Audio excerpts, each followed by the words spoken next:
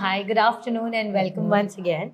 So what's your name? So my name is Pratik Sawant. Pratik. Okay. So can you tell me how was your experience of CTF?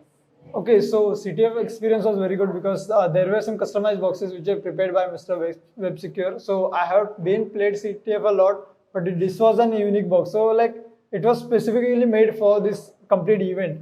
So like I was not able to get any flags, but at the end the instructor guided us like how you should be solving the boxes. So that was very helpful. So do you think you were able to crack the flag? Yeah, so like once the event was up, so that time I got my first in. So like Okay. I was on the right track. So Okay. later on the instructor guided me properly like how you Acha. can be able to do the works. अच्छा, and आपका overall experience कैसा था HackOline का Security Conference 2023? So it was very good. So the speakers which came like gave us the best guidance. Like I think we were doing few things in the cybersecurity, but they had shown us the way like where we can go and where we can head in the direction. So it was very informative. So I would like to visit more and more conferences which HackOline will organize in future. Oh, thank you so much. Welcome. Thank you.